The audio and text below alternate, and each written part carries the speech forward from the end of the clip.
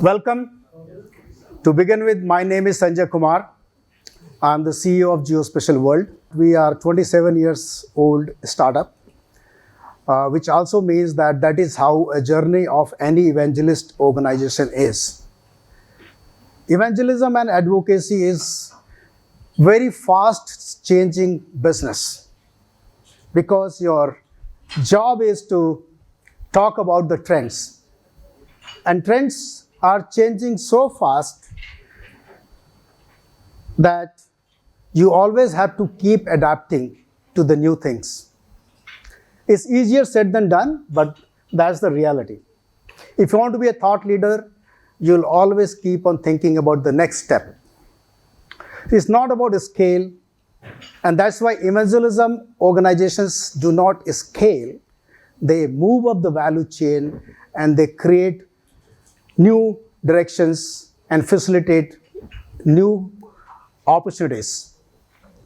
So as today, when we talk about Make in India, of course, Make in India is a well-known terminology in India, quite misunderstood terminology outside India, because there is a difference between Make in India and Made in India.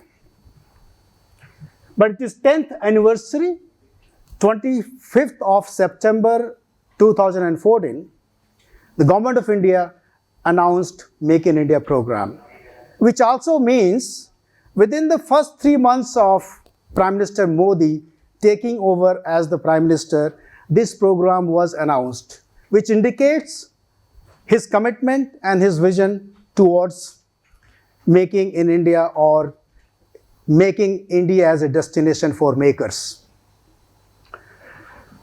Today we are starting a new chapter, which is space and geospatial sector as far as the Make in India is concerned. This is the first event of its kind which focuses on Make in India for space and geospatial industry. The context is the fact that geospatial industry, which includes Earth observation and global navigation satellite systems, which are the two important pillars of a space infrastructure, is about $550 billion market today, globally. And when there is a market which is $550 billion,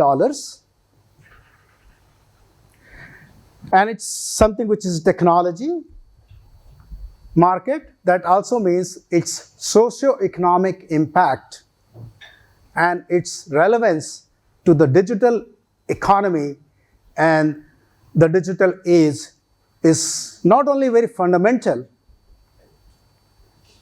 but actually a prerequisite. When we talk of digital age, you'll not find a single activity which is not being touched by the space infrastructure or geospatial analytics. Geopolitics of technology, and I want to make this a statement with a lot of responsibility. Geopolitics of technology is an instrument of only two things. One is war, and second is commerce. And geopolitics has changed dramatically in last 5 years. The world order has changed, and it continues to change to an extent that I would not hesitate in saying this, that it is elasticity of world order we live in, which means it gets pulled and pushes. Alignments, realignments, partnerships, alliances, you keep on seeing those things being discussed at the highest political level agenda or economic agenda. New friends are being made, new groups are being aligned, and more emphasis on localization, regionalization, supply chain. All these are the real outcomes of the COVID, or I would say the changing world order. When this world order is changing, so as the trade of technology and politics of technology is also changing. It's a very well established fact that localization is the key. And this localization, which started in India when we talked about self-reliance India in June 2020. Our government announced self-reliant India in June 2020. And after that, host of reforms in the field of drones, in the field of geospatial, in the field of space, in the field of data production or data sovereignty, and in the field of AI and computing. All those technology reforms which has taken place on the one bucket, at the same time opening these sectors for commerce and industry, greater participation of commercial companies, and third is putting an emphasis on Make in India, which means that you are looking at being part of the transformative growth of India by being partner with India. At the same time, you can also look at leveraging the market, which is international market, which is very well aligned with the Indian government strategies. So Make in India is about making in India, being partner with India, and address this large market as partner. And now why it is important to look at the international scenario is the fact that, and that's my belief, the fact that the world is in three parts. If you look at a democratic world, which starts from New Zealand, Australia, to go to Far East and a bit of Southeast Asia and takes a jump to the Europe and then Atlantic cross. There's another world which is a lot of challenges we have.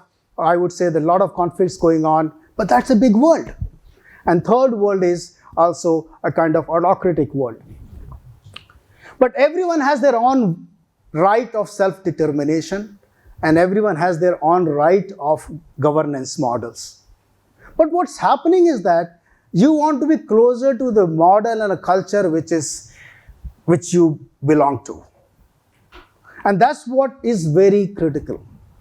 And this is what is driving the technology trade and commercial practices as well, that you actually partner with the countries which you feel are more associated with. In this backdrop, India is a huge opportunity. We are, as a population, almost 50% of the democratic world. But as a workforce, India is almost 60% of the democratic world workforce. When you're looking at a 50% of democratic world market, do you think that you can afford to not pay attention to? If not today, tomorrow. Our growth is phenomenal. India is growing at almost 7 to 8% regularly. And as per the latest report, India has got the highest foreign direct investment in the world. It has received the highest amount of foreign direct investment in India. Some of the big sector reforms in the field of semiconductors is just phenomenal. Each company would be around $15 to $20 billion.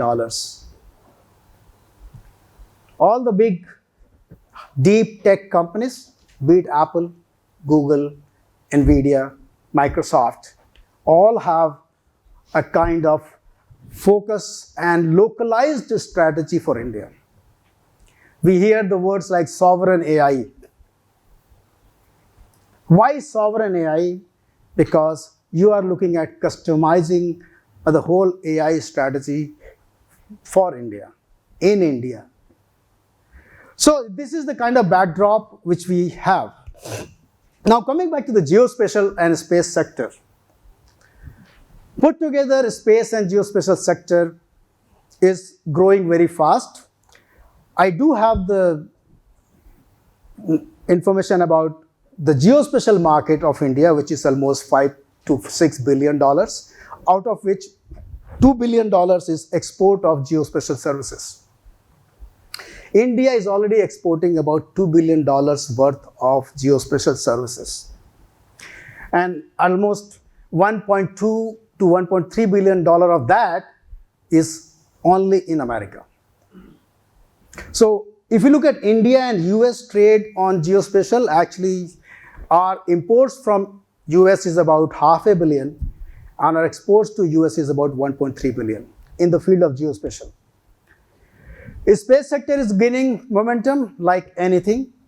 When we look at the whole bigger space, it's probably $8 billion market, but primarily the government driven, but it's opening up to the private sector very quickly and very fast. Now, why this event? This event is primarily to encourage and facilitate debate, dialogue on Make in India, advancing space and geospatial industry ecosystem. The ecosystem is very important. We cannot just do good by having technology. We have to have solutions, we have to have system integrations, we have to have applications and services. We have to make use of this technology for transformation of India. We don't have to build technology only for the sake of technology advancement. And in that process, working with several ministries and several districts or state governments is so critical. And also helping a lot of our neighboring countries in terms of sharing those applications, like digital payments. India is now sharing digital payments with so many countries, that platform which is so workable. So in this backdrop, Geospatial World Chamber of Commerce took the initiative to organize Make in India event and facilitate discussions in that direction.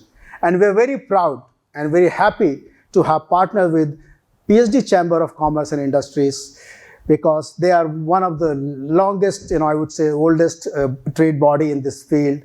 And they have joined our hands with us to support our mission and maybe provide more leadership to the mainstream of the industry and the government, and attract more and more mainstream companies to this fold. With this, I would like to conclude my opening remarks.